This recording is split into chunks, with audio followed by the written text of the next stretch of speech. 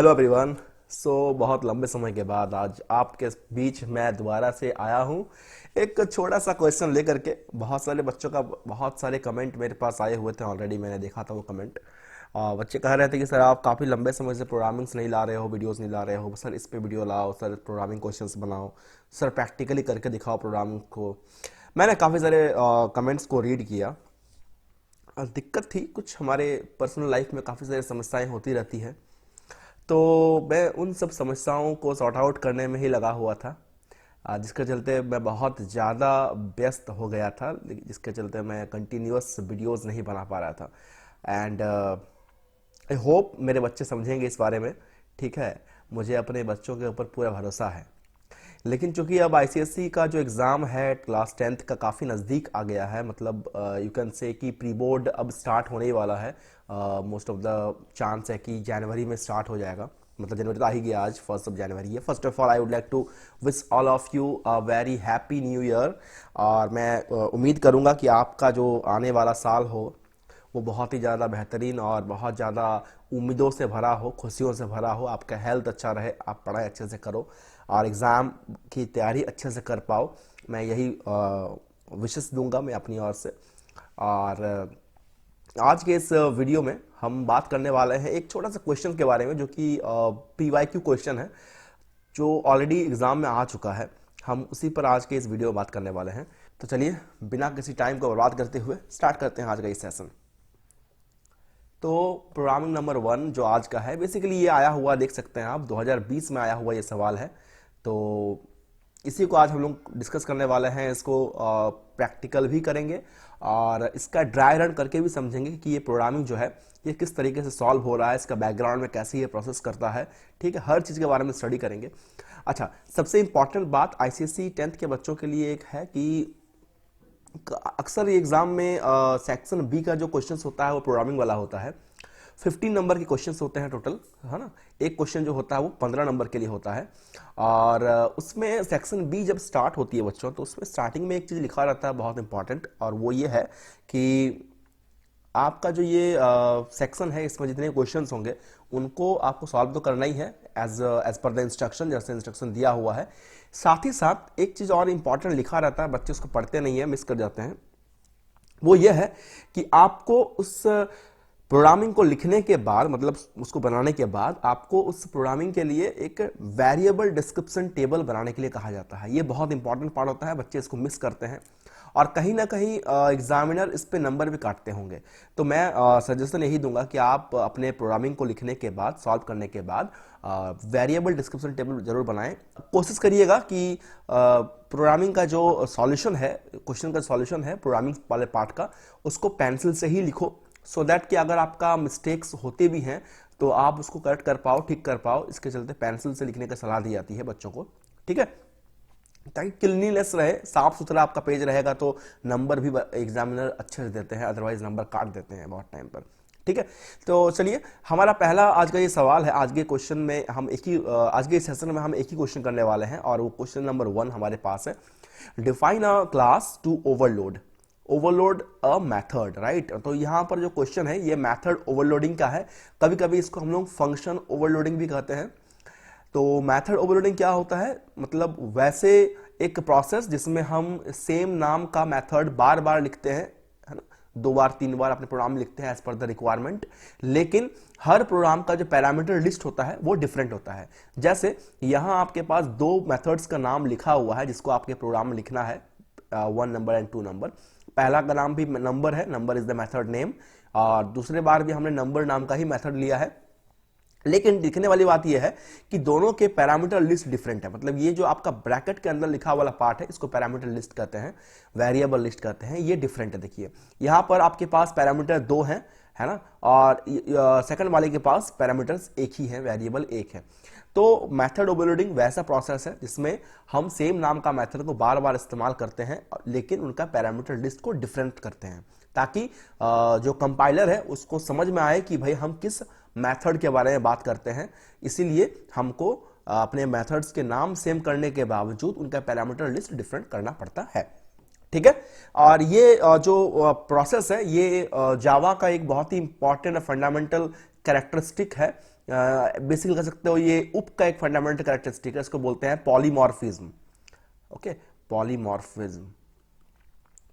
Poly मतलब होता है मल्टीपल टाइम्स, ठीक है। तो जब हम किसी फंक्शन को मल्टीपल टाइम्स लिखने का जो प्रोसेस को करते हैं उसको हम लोग बोलते हैं पॉलीमॉर्फिज्म, और ये बहुत इंपॉर्टेंट एक फंडामेंटल फीचर है उप का। Okay, very good. उप मतलब होता है ऑब्जेक्ट ओरिएंटेड प्रोग्रामिंग। फाइन। तो हमारे पास दो फंक्शंस हैं, एक का नाम है नंबर और दूसरा का नंबर भी है नंबर। तो हमारे पास पहला वाला के पास दो पैरामीटर है, नम और एक है डी, दोनों इंटीजर टाइप का है। सेकंड वाले के पास भी एक पैरामीटर है दैट इज n1, उसका टाइप भी इंटीजर है। पहला वाला जो फंक्शन है वो क्या काम कर रहा है उसके बारे में यहां पर मेंशन किया गया है ऑलरेडी। देखिए, पहला वाला मेथड जो है ये काउंट कर रहा है और डिस्प्ले कर रहा है फ्रीक्वेंसी को। किसके फ्रीक्वेंसी को? तो डिजिट्स और इन ए नंबर। मतलब सर, मतलब सपोज कर लें आपके पास एक नंबर एंटर किया गया है 112234 और इस नंबर में आपको पता करना है कि 2 जो है वो कितना बार आया हुआ है। तो आप देख रहे हो 2 दो बार आया हुआ है तो उसका फ्रीक्वेंसी हो जाएगा 2। अगर आपने जानना चाहते हो कि भाई मुझे इस नंबर में 1 कितना बार आया हुआ बताइए, तो 1 कितना बार आया है? 1 भी 2 ही बार आया है। 3 कितना बार आया है सर? तो 3 एक बार आया है। 4 कितना बार आया है सर? तो 4 भी एक ही बार आया है। तो कोई भी नंबर जो आप एंटर कर रहे हो उस नंबर में कोई पर्टिकुलर डिजिट कितना बार माफ करिएगा, वो नंबर में कोई डिजिट पर्टिकुलर कितना बार रिपीट हो रहा है, उस चीज को हम लोग कहते हैं frequency of a digit in a number. ठीक है। तो यहां पर जो आपके पास एक पैरामीटर है नम, इसके अंदर में आप वो नंबर डालोगे जिसको आपको एंटर करने के लिए कहा गया है, और इस डी नाम के वेरिएबल के अंदर में आप उस डिजिट को डालोगे जिसका आपको फ्रीक्वेंसी फाइंड करना है। फॉर एग्जाम्पल, आप डाल रहे हो 11224, ये आपका वो नंबर है जो आप नंबर स्टोर कर रहे हो नम के अंदर में, और जिस डिजिट का फ्रीक्वेंसी पता करना है, सपोज 1 इज द डिजिट, तो इसका फ्रीक्वेंसी पता करना है तो ये एंटर होगा डी के अंदर में। फाइन। अच्छा, आते हैं सेकंड वाले फंक्शन के पास। इसका नाम भी नंबर है और इसका काम क्या है? To find and display the sum of even digits of a number. मतलब कि मान के चलिए हमारे पास नंबर है 2492163। ये एक नंबर है जिसमें हमको इनके सारे जो डिजिट्स हैं उनमें चेक करना है कि कौन सा डिजिट इवन है। तो मुझे लग रहा है कि ये डिजिट इवन है, ये भी इवन है, ये इवन है और ये इवन है। तो सारे इवन डिजिट्स को ऐड करना है आपको। फाइन। यानी कि आपको ऐड करना पड़ेगा 2 + 4 + 2 + 6, इट विल बी 6 4 10 2 12 2 14। सो आपका जो आंसर आएगा दैट विल बी 14। यानी आपको सेकंड वाले फंक्शन में एक नंबर डालना है, उसके एक एक डिजिट को निकालना है, फिर चेक करना है कि वो डिजिट इवन है क्या। अगर इवन हुआ तो हमें जोड़ते जाना है, ऑड हुआ तो स्किप कर जाना है। फाइन। इतना सा हमारे पास क्वेश्चन है, और इस क्वेश्चन को लिखने के बाद, मतलब इस प्रोग्रामिंग्स को जो आपका फंक्शंस है इसको करने के बाद लास्ट में मेन मेथड भी लिखना होगा। मतलब कि पब्लिक स्टैटिक वॉइड मेन जो है आपको वो लिखना पड़ेगा, ताकि आप ऑब्जेक्ट को क्रिएट कर सको, आपके क्लास का ऑब्जेक्ट को। ऑब्जेक्ट का काम क्या होता है? इन्वोक करना या फिर कॉल करना। किसको? आपने जो फंक्शंस को बनाया है, इन फंक्शंस को इन्वोक या कॉल करने के लिए क्लास का ऑब्जेक्ट का रिक्वायरमेंट होता है। इसके लिए आपको मेन मेथड भी बनाना पड़ेगा। तो ये ओवरऑल क्वेश्चन का ब्रीफ है। ये क्वेश्चन ऑलरेडी जो है 2020 के क्वेश्चन पेपर में आ चुका है। आप पीवाईक्यू चेक कर लेना जाकर के। 10 इयर्स आप लोगों को खरीद लिए ही होंगे ऑलरेडी। इस पीवाईक्यूज को चेक करिएगा, 2020 में ये क्वेश्चन आया हुआ है। उसमें ये क्वेश्चन जो है वो आपका 7 नंबर में दिया हुआ है, चेक कर लीजिएगा, सेक्शन बी का। ऑलराइट। तो इसका जो प्रोग्रामिंग होगा कैसा, पहले वो देख लेते हैं। उसके बाद हम उस प्रोग्रामिंग के बैकग्राउंड में जो कोडिंग चल रहा है, प्रोसेस चल रहा है, ड्राई रन, उसको हम लोग देखेंगे। ठीक है।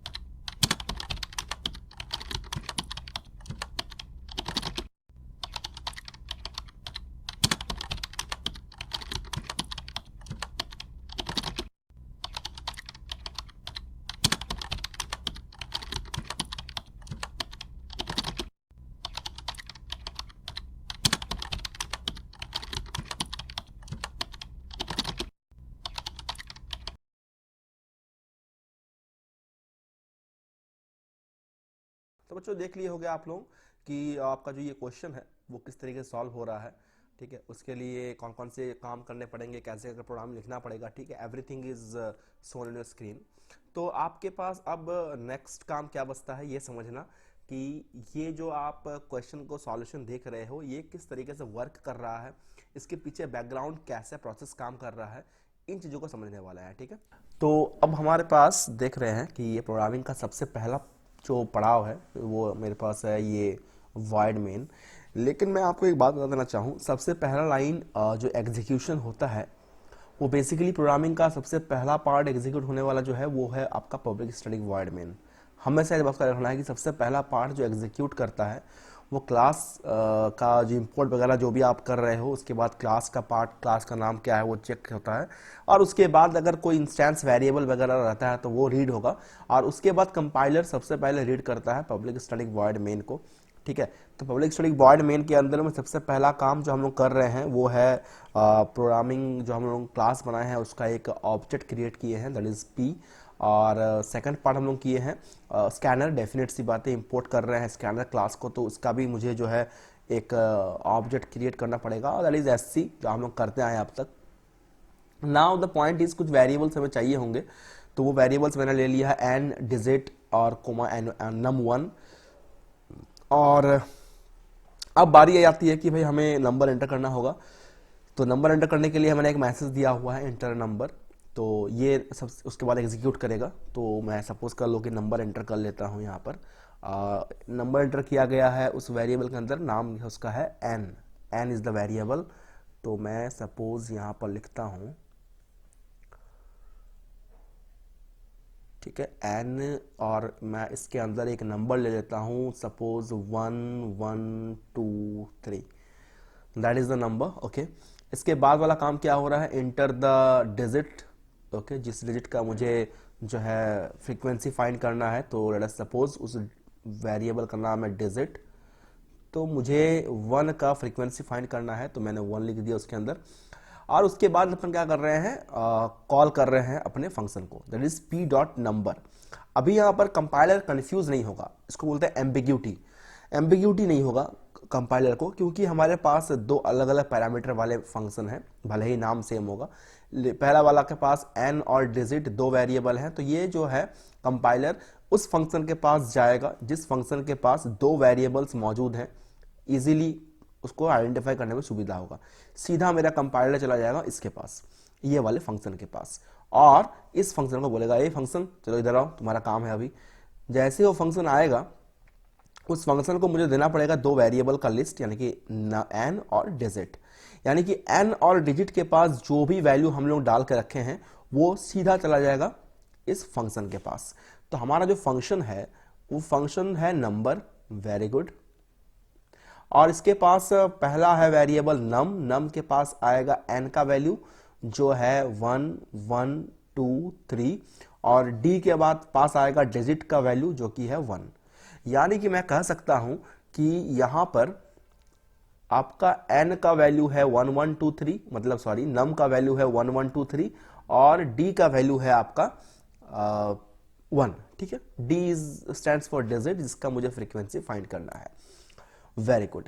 अब इसके अंदर में मैंने काउंटर वेरिएबल ले रखा है। काउंटर वेरिएबल का नाम क्या है, काउंटर वेरिएबल का नाम है c, जिसका वैल्यू इनिशियलाइज किया हुआ मैंने 0। काउंटर वेरिएबल क्या होता है, वो वेरिएबल जो कि तुम्हारे किसी भी काउंटिंग को कर रहा होता है वो वेरिएबल। ठीक है, कुछ गिनना होता है, कुछ काउंट करना होता है, तो उसको काउंट करने के लिए जो वेरिएबल का इस्तेमाल होता है उसको बोलते हैं काउंटर वेरिएबल। तो यहां पर वो वेरिएबल c है।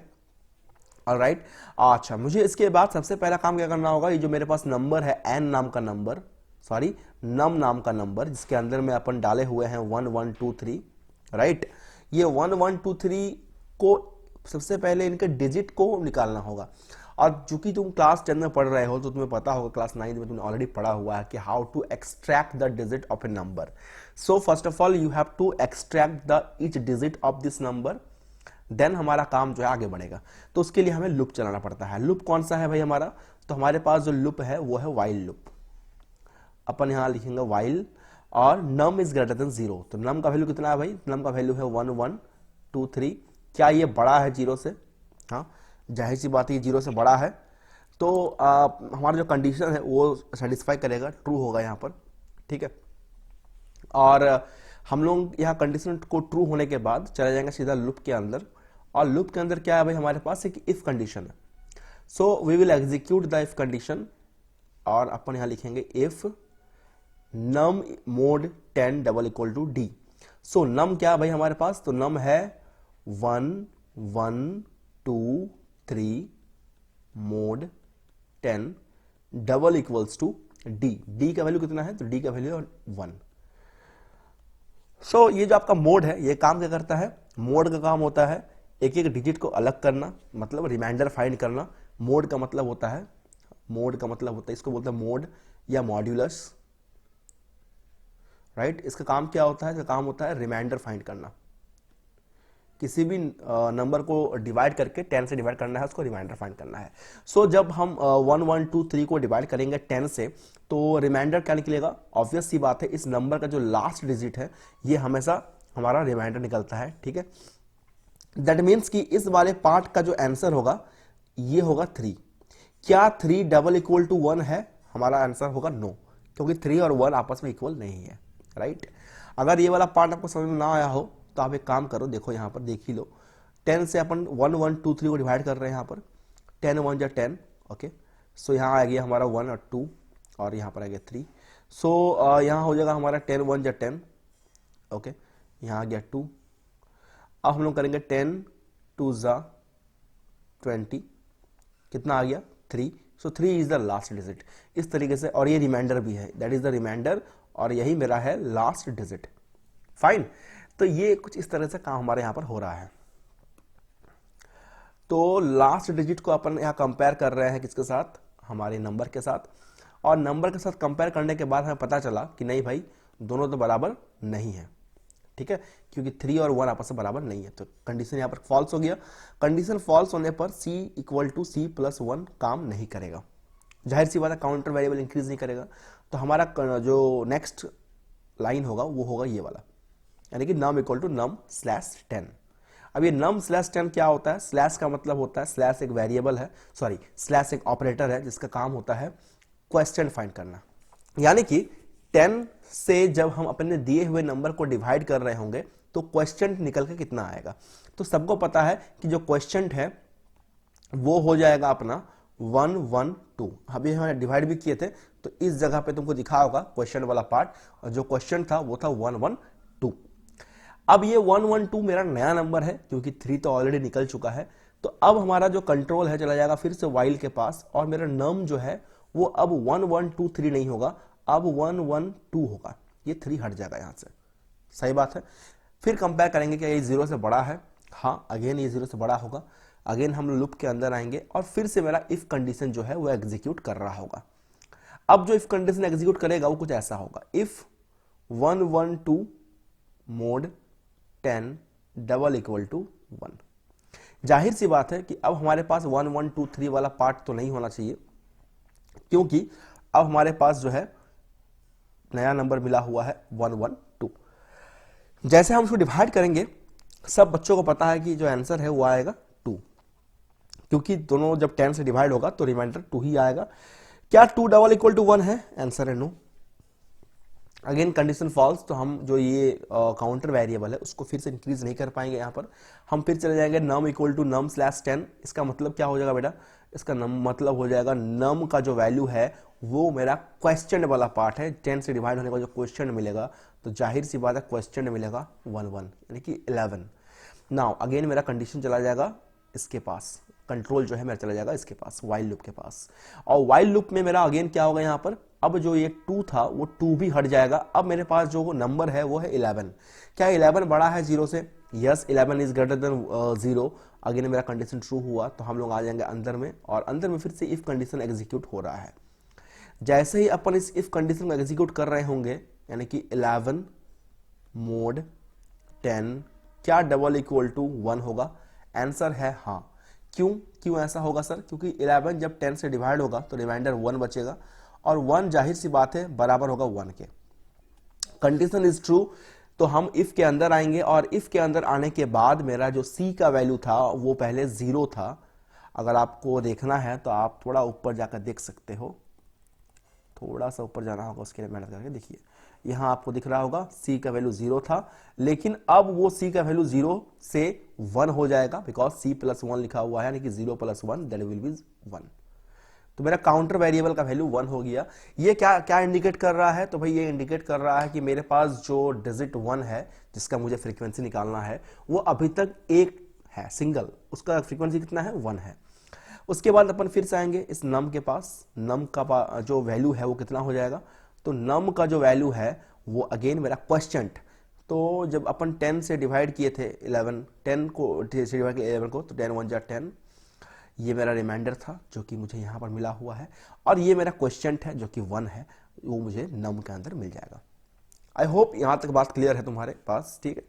इसके बाद अपन फिर से जाएंगे, मेरा कंट्रोल जो है चला जाएगा इस वाइल लूप के पास, और वाइल लूप में जहां मेरा पहले 2 तक काम हो रहा था, सॉरी 1 तक काम हो रहा था, अब 1 भी हट जाएगा और लास्ट वाला जो 1 है वो बच जाएगा। और इस केस में अपन फिर से कंडीशन में जीत जाएंगे, क्योंकि कंडीशन हमारा है नम इज ग्रेटर देन 0 और नम का वैल्यू 1 है, 1 0 से बड़ा है, तो हम लोगों का कंडीशन ट्रू होगा और हम लोग लूप के अंदर आ जाएंगे। अंदर में फिर से वही काम होगा बेटा कि if num mod 10 that means कि 1 मोड 10 डबल इक्वल टू कितना होगा? क्या 1 है? हम ऐसा चेक कर रहे हैं, तो जाहिर सी बात है हम जब 10 से डिवाइड करेंगे 1 को, तो 10 0 0, तो आपका यहाँ पर रिमाइंडर 1 आएगा, तो 1 is double equal to 1, condition सही है। कंडीशन के सही होने पर मेरा जो c था काउंटर वेरिएबल, जो कि 1 था पहले, अब 1 से बढ़ के कितना हो जाएगा बेटा? 2 हो जाएगा। इसके बाद मेरा num equal to num slash 10, again मेरा वही वाला काम, यानी कि नया नंबर मुझे मिलेगा, और क्वेश्चन जो है बेटा अब मेरे को मिला हुआ है 0। इसके बाद मेरा कंट्रोल फिर से जाएगा वाइल लूप के पास, यानी कि वाइल लूप में चेक होगा कि नंबर मेरा 0 से बड़ा है, लेकिन इस बार कंडीशन फॉल्स होगा। क्यों? क्योंकि मेरा नंबर जो है वो 0 हो चुका है, और 0 0 से बड़ा नहीं होता। कंडीशन फॉल्स होने के चलते क्या होगा? मेरा जो ये लूप है वो खत्म हो जाएगा, और हमारा जो कंट्रोल है वो चला जाएगा सीधा लूप के बाहर, और यहाँ पर हम लोग फ्रीक्वेंसी ऑफ द डिजिट वाला जो मैसेज है उसको प्रिंट कर रहे होंगे, राइट। यानी कि हमारी स्क्रीन पर एक मैसेज डिस्प्ले होगा, that is frequency of the digit, उसके बाद प्लस डी लिखा हुआ है, मतलब कि डी के अंदर जो वैल्यू है, डी के अंदर वैल्यू था 1, इसलिए 1 लिखाएगा। फिर डबल कोट के अंदर इज इक्वल टू लिखा हुआ है, तो वो भी लिखाएगा। फिर सी प्रिंट किए हैं, सी का वैल्यू 2 है, तो that will be the output. ये मेरा आउटपुट होगा कि frequency of the digit 1 is equal to 2। That's it. ये पहला वाला जो आपका फंक्शन था उसका ड्राई रन है। आई होप आपको ये समझ में आया होगा, ठीक है। और अगर समझ में आ रहा है और आपको इस चैनल से फायदे भी पहुंच रहे होंगे, तो अपने दोस्तों के साथ भी इसको शेयर करो ज़्यादा से ज़्यादा, ताकि बाकी जो ICSE 10 के बच्चे हैं उनको भी अपना एग्जाम में अच्छा परफॉर्मेंस कर सके, ठीक है। और अगर वीडियो पसंद आए तो डेफिनेटली लाइक जरूर करिएगा। चलिए बढ़ते हैं आगे, और सबसे important part that is the next function जो कि अब एग्जीक्यूट होने वाला है। जैसे ही अपना ये रिजल्ट प्रिंट कर देगा ये फंक्शन, उसके बाद हम लोग आ जाएंगे सेकंड वाले लाइन पर। इसके बाद जो लाइन है वो क्या है? इंटर द नंबर वाला लाइन। अगेन हमें एक नया नंबर एंटर करना पड़ेगा। तो चलिए, यहां तक का काम खत्म हो गया। अब हम लोग एक नया नंबर एंटर करेंगे। फिर से लिखा हुआ है इंटर द नंबर। तो हम जो नंबर एंटर कर रहे होंगे ये नया नंबर होगा, पुराना वाला नंबर नहीं होगा। और वेरिएबल भी नया है, देखिए यहाँ पर num1 है, पहले वेरिएबल क्या था? n था। तो हमारा जो भी नंबर हम एंटर कर रहे होंगे वो num1 के अंदर एंटर हो रहा होगा। मान के चलते हैं 2413, ये हमारा नंबर है 2413, ठीक है। तो ये जो नंबर हमने एंटर किया है num1 के अंदर स्टोर हो गया, फाइन। अब इसके बाद वाला काम क्या है कि टू कॉल द फंक्शन। अपन यहाँ पे फंक्शन कॉल कर रहे हैं, तो कंपाइलर सीधा जाएगा उस फंक्शन के पास जिसके पास एक पैरामीटर लिस्ट है, फाइन। तो एक पैरामीटर लिस्ट किसके पास है भाई? तो एक पैरामीटर लिस्ट है इस वाले फंक्शन के पास, सेकंड फंक्शन के पास। तो ये वाला फंक्शन कॉल हो जाएगा। तो ये जो मेरा 2413 है बेटा, ये सीधा मेरा n1 के अंदर में आकर के स्टोर हो जाएगा। n1 के अंदर में आकर स्टोर हो जाएगा 2413 का वैल्यू, फाइन, कोई समस्या नहीं है। इसके अंदर में अपन एक वेरिएबल लेकर रखे हैं, सम इक्वल टू 0 नाम का वेरिएबल। सम को इनिशियलाइज किए हुए हैं 0 के साथ। अगेन हमें यहां पर एक एक डिजिट को निकालना पड़ेगा, इसके लिए फिर से वही लूप चलाना पड़ेगा, ठीक है। तो उसके लिए हम लोग यहाँ पर फिर से वही वाला काम किए हैं कि नम, याद करिए पिछला वाला में हम नम ग्रेटर देन जीरो वाला काम कर रखे थे, यहाँ पर हम लोग किए हैं n1 is greater than zero because यहाँ वेरिएबल n1 है। ठीक है, काम तो वही है। तो हम लोग लिखते हैं यहाँ पर वाइल n1 कितना है मेरे पास भाई, n1 है 2413। क्या ये बड़ा है जीरो से? जाहिर सी बात है बड़ा है जीरो से, कंडीशन सेटिस्फाई करता है, लूप हमारा सही है। आगे बढ़ते हैं, बढ़ने के बाद एक वेरिएबल है d1। d1 के अंदर में अपन क्या कर रहे हैं, लास्ट डिजिट को फाइंड कर रहे हैं, यानी कि 2413 मोड 10। तो बेटा मुझे बताओ एक बात, जब ये नंबर 2413 10 से डिवाइड होगा तो आंसर कितना निकल के आएगा? जाहिर सी बात है लास्ट डिजिट दैट इज 3, तो d1 का वैल्यू 3 हो जाएगा। इसके बाद हम लोग चेक कर रहे हैं क्या मेरा d1 mode 2 double equal to 0 है, यानी कि हम लोग उसको इवन है कि नहीं चेक कर रहे हैं। d1 का वैल्यू है 3 मोड 2 डबल इक्वल टू 0। क्या यह कंडीशन सही होगा? इस कंडीशन का मतलब यह है कि क्या 3 को 2 से डिवाइड करने के बाद रिमाइंडर 0 मिलेगा? आंसर है नहीं। इसका मतलब कंडीशन फॉल्स और ये एक इवन नंबर नहीं है, इस बात की पुष्टि हो गई। यहां पर हम लोग इस लूप इफ के अंदर नहीं आ पाएंगे। कहां पर आएंगे भाई? सीधा आएंगे n1 के पास, यानी कि न्यू नंबर मुझे चाहिए। न्यू नंबर कितना मिलेगा बेटा? जो क्वेश्चन वाला पार्ट है। क्वेश्चन वाला पार्ट कौन सा होता है? इस 3 को छोड़ के जो बचा हुआ पार्ट है, यानी कि 3 को छोड़ के बचा हुआ है 241। अगेन अपन जो ये कंडीशन है वो स्टार्ट होगा यहां से। n1 क्या बड़ा है जीरो से? हाँ, n1 बड़ा है जीरो से। इसके अंदर में आप लोग क्या कर रहे हैं भाई? तो इसके अंदर हम लोग कर रहे हैं d1 का वैल्यू फाइंड, जो कि होगा 241 न्यू नंबर, क्योंकि 2413 प्रीवियस नंबर था। मोड 10 डबल इक्वल टू क्या हमारे पास कितना आएगा भाई? डबल इक्वल टू नहीं, यहाँ पर इक्वल टू क्या आएगा हमारे पास? ठीक है, तो मुझे बताइए, यहाँ जाहिर सी बात है जब डिवाइड करेंगे इसको तो 1 ही आना चाहिए, क्योंकि इसके बाद तो डिजिट 1 ही है। इसके बाद हम लोग चेक करेंगे यहाँ पर इफ के अंदर क्या 1 मोड 2 डबल इक्वल टू 0 होगा, तो आंसर है नो। जाहिर सी बात है कि हमारा जो ये डिजिट है वो तो इवन नंबर नहीं है, 1 ऑड नंबर है, तो इसका मतलब हम sum equal to sum plus 1 नहीं कर रहे होंगे। यहाँ पर सीधा आ जाएंगे n1 equal to n1/10। That simply means कि हमारा जो न्यू नंबर है वो कितना मिल रहा होगा? न्यू नंबर मिल रहा होगा 1 को छोड़ के, यानी कि 24। इसके बाद हम लोग फिर से वाइल लूप को एग्जीक्यूट करेंगे यहाँ पर। तो वाइल लूप में n1 का वैल्यू कितना हो जाएगा? वाइल लूप के अंदर में n1 का वैल्यू हो जाएगा 24। क्या ये बड़ा है जीरो से? क्वेश्चन है। हाँ भाई बड़ा है जीरो, सही बात है। हम लोग आ जाएंगे अंदर में। अंदर में हो रहा है d1 का काम। d1 इक्वल टू क्या लिखा हुआ है? 24 मोड 10। ये इक्वल टू कितना आएगा? तो लास्ट डिजिट जो कि है 4। इसके बाद हम लोग आएंगे अंदर में और बढ़ेंगे आगे। तो बढ़ेंगे भाई 4 क्या 2 से डिवाइड होता है? आंसर होगा हाँ। यस, मैंने हिंदी में लिखा है, आंसर होगा हाँ, यस। ये बड़ा आपका जो है 4 2 से डिवाइड होकर रिमाइंडर 0 देता है। इसका मतलब कि 4 इज द इवन नंबर, और इवन नंबर है तो हम उसको सम निकालेंगे। तो सम निकालने के लिए लिखे हैं sum equal to sum plus d1। Sum का वैल्यू 0 था हमारे पास, प्लस d1 का वैल्यू कितना आया है बेटा? 4 आया है, यानी कि सम का वैल्यू कितना हो जाएगा? 4। That's it. इसके बाद अपन बढ़ेंगे आगे। n1 का नया वैल्यू कितना आएगा? तो सर n1 का नया वैल्यू 4 को छोड़ के जो बचता है, यानी कि 2। फिर हमारे पास जो वाइल लूप चलेगा, फिर हम वाइल लूप को एग्जीक्यूट करेंगे। क्या मेरा 2 बड़ा है जीरो से? आंसर होगा यस, हाँ बड़ा है भाई। इसके बाद अपन फिर से d1 को निकालेंगे यहाँ पर।